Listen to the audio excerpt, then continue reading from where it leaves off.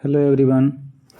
चलिए आज हम लोग का सेकंड सेशन है जिसमें हम लोग जो है मैथ्स के कुछ इम्पोर्टेंट क्वेश्चंस को सॉल्व करेंगे, जिसमें आज देखते हैं कि जो हमारे पास 10 क्वेश्चन का सिलेक्शन है उसमें आप लोग बताइएगा और ख़ुद से भी हमसे बनाने से पहले का जवाब देने की कोशिश कीजिएगा कमेंट में।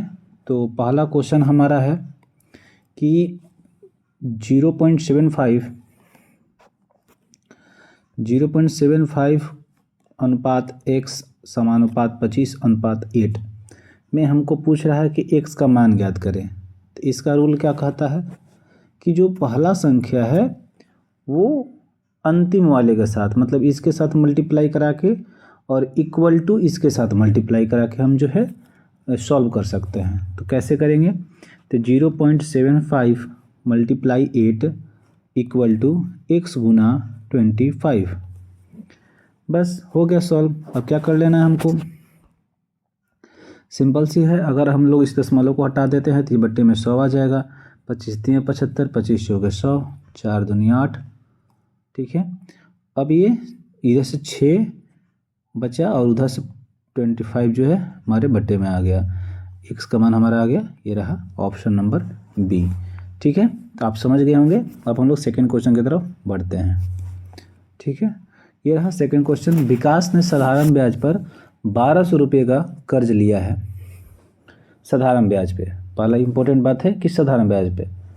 दूसरा बात कि जिसके ब्याज की दर का मान उसके अवधि के वर्षों की संख्या के बराबर है, मतलब कि जितना साल के लिए वो कर्ज लिया है दर भी उतना ही है। जैसे अगर मान के चले 5 साल का लिया होगा वो कर्ज, तो 5% उसका दर रहा होगा। यदि उसने ऋण अवधि के अंत में ब्याज के रूप में 768 रुपये भुगतान किया हो तो ब्याज की दर ज्ञात कीजिए। सिंपल सा क्वेश्चन है। हम लोग एसआई का फॉर्मूला क्या जानते हैं? एसआई बराबर ये होता है P into R into T बट्टे में 100। ठीक है, ये हमारा होता है, तो इसी में बस पुट कर देना है। ठीक है, तो साधारण ब्याज हमारा सिंपल इंटरेस्ट कितना दिया हुआ है? 768। ठीक है, इस तरफ से रख लेंगे। मूलधन हमारा जो है क्या करना है? 1200 रुपये का ऋण लिया हुआ है, तो हम लोग जो है 1200 रुपया कर्ज के लिए लेंगे। ये हमारा मूलधन हो गया। हाँ, एक चीज़ और पहले ही लाइन लिखा था कि अवधि और ब्याज की दर जो है क्या है, वो आप समान है। तो हम लोग क्या कह सकते हैं? इसका मतलब कि R और T आपस में क्या है? बराबर है। तो R और T बराबर है तो R, और यहाँ पर भी हम लोग R रख सकते हैं, इसको R बना लेंगे तो क्या हो जाएगा? ये R² बट्टे में 100। ये 100 और 100 कट जाएगा। ठीक है, और 12 से ये कट जाएगा कितना बार में? बचक 72, हाँ 72, और ये हो जाएगा बचक 48, तो यानी कि 64 बराबर R का स्क्वायर। अभी इधर रूट आएगा तो 8 आ जाएगा हमारा R का वैल्यू 8%। तो ये हमारा हो जाएगा ऑप्शन नंबर डी। तो अगला क्वेश्चन हमारा ये रहा, महेश और हरीश एक व्यवसाय में 20,000 और 30,000 रुपये का निवेश करते हैं। यदि 3 महीने बाद हरीश अपने निवेश का में से 5,000 रुपये निकाल लेता है तो उनके बीच प्राप्त लाभ किस अनुपात में विभाजित होगा? ठीक है, तो ये रहा हमारा महेश और ये रहा हमारा हरीश।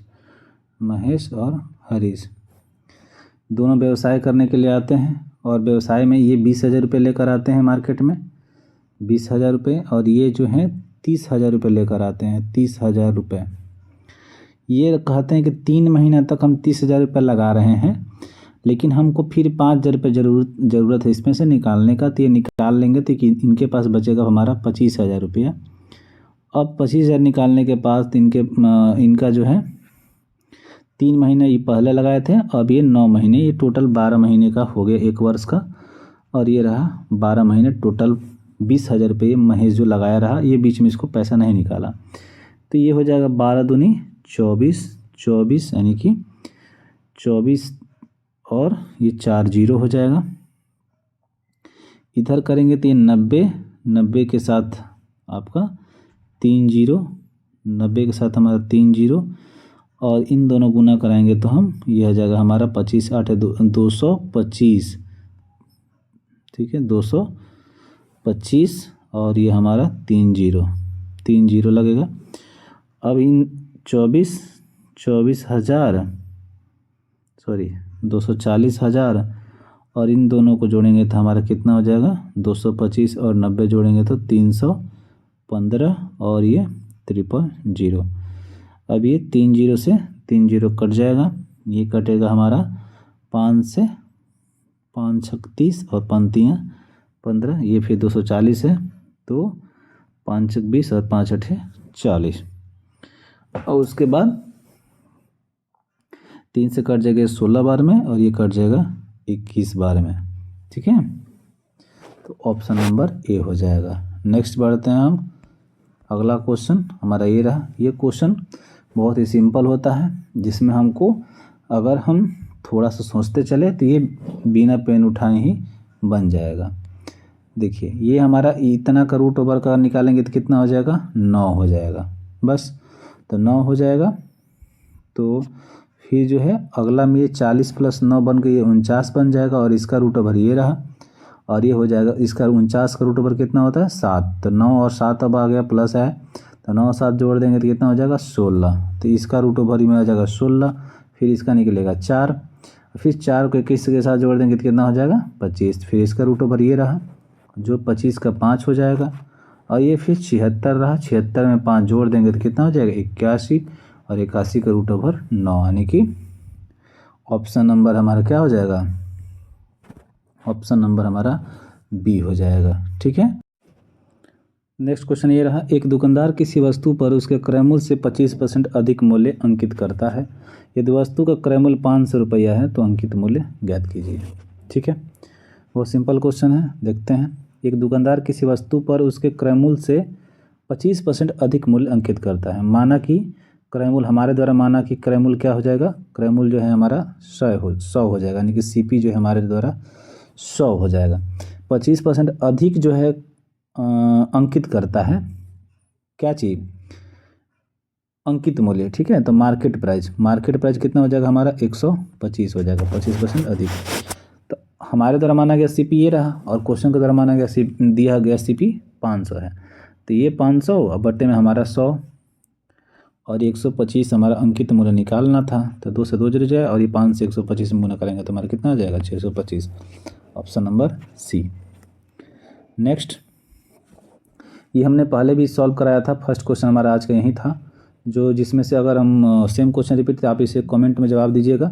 इसमें पहली संख्या गुना चौथी संख्या और दूसरी संख्या गुना तीसरी संख्या के इक्वल कर देंगे, बन जाएगा। ठीक है, आप बनाकर इसे हमें कमेंट में जवाब दीजिएगा। नेक्स्ट क्वेश्चन ये रहा। 351 की राशि को 3 व्यक्तियों के अनुपात में बांटना है 4, 11 और 3 के अनुपात में। वितरण में सबसे बड़े और सबसे छोटे के बीच का अंतर ज्ञात करना है। ध्यान दीजिएगा, अंतर। ठीक है, तो टोटल राशि हमारे पास कितना है, 351 है। कितने लोगों में बांटना है, 3 लोगों में। तीनों का रेशियो हमको दिया हुआ है, तीनों का रेशियो को जोड़कर बट्टे में डाल देंगे तो 11 4 15 3 18। ठीक है, और सबसे बड़े और सबसे छोटे, तो सबसे बड़े यहाँ पर क्या है 11 और सबसे छोटा क्या है 3। 11 में से 3 जाएगा 8। ठीक है, ये 3 से कटा देंगे, 3 6 18, ये कट जाएगा 3 से कितना बार में, 11 3 33 और 3 7 21, फिर 2 3 6 और ये 2 चौके 8, फिर 3 से कट जाए कितना बार में, 3 का 9, 2 3 9 27, तो हो जाएगा 9 चौक 36 का 6, हाथ में लगा 3 4 3 12 3 15, 156। Option number D. नेक्स्ट, ये देखिए इस सेशन का सबसे इम्पोर्टेंट क्वेश्चन ये रहा, जो बहुत ही बेहतरीन क्वेश्चन है, ध्यान से देखेंगे हम लोग। देखिए ये पावर में 2024 है, तो हमको पता है कि मल्टीपल में पावर क्या होते हैं, आपस में जुड़ जाते हैं मल्टीप्लिकेशन में, तो हम लोग उस हिसाब से लिख देते हैं। तो 2023 के पावर में 2024 है, तो हम लोग क्या कर देंगे कि 2023 लिखेंगे। ठीक है, अब प्लस मल्टीप्लाई कर लेंगे हम लोग इसके साथ 2023 का। ठीक है, और उसका पावर जो है जुड़ जाएगा।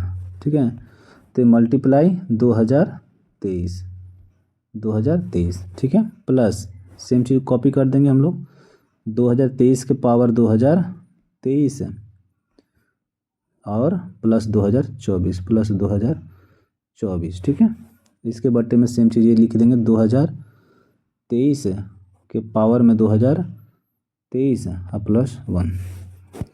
अब देखिए इन दोनों पार्ट में हमको ये, इसके पार्ट में ये पार्ट और इसके ये वाला में ये पार्ट, तो ये पार्ट और ये पार्ट क्या है, सॉरी ये पार्ट नहीं, ये पार्ट दोनों में कॉमन है। ठीक है, तो इस पार्ट को हम लोग बाहर निकाल देंगे, तो 2023 के पावर 2023 कॉमन है दोनों में, तो यहाँ पर क्या बचेगा हमारा 2023, यहाँ पर +1 और ये प्लस 2024। अब बटे में 2023 के पावर 2023 प्लस 1। अब इन दोनों को ऐड कर देंगे, तो 2023 के पावर 2023 ये वाला पार्ट गुना ये देखिए 2024 और प्लस 2024। ठीक है, बटे में ये वाला पार्ट 2023 के पावर 2023 प्लस 1। इन दोनों में देखिए 2024 कॉमन है, 2024 को हम लोग बाहर कर देंगे, 2024 इंदर में क्या बचेगा ये पार्ट और प्लस 1, तो 2023 के पावर 2023 प्लस 1 बटे में 2023 के पावर 2023 प्लस 1। ये देखिए ऊपर नीचे कट जाएगा, 2024 हमारा आंसर हो जाएगा, ऑप्शन नंबर डी। नेक्स्ट बढ़ते हैं हम लोग, ये रहा नेक्स्ट क्वेश्चन।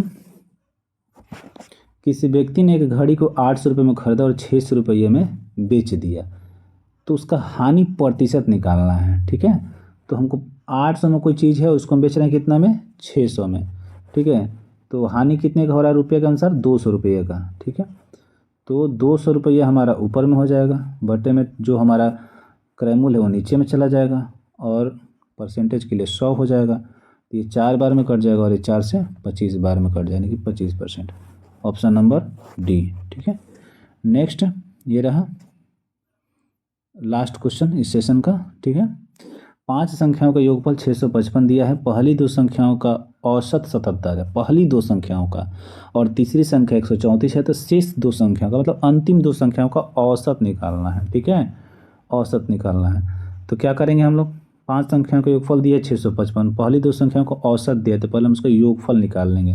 तो पहली 2 संख्याओं का योगफल कितना हो जाएगा हमारा, पहली 2 संख्याओं का योगफल कितना हो जाएगा, 2 संख्याओं का योगफल निकालना होगा, तो 77 गुने 2 कितना हो जाएगा 154।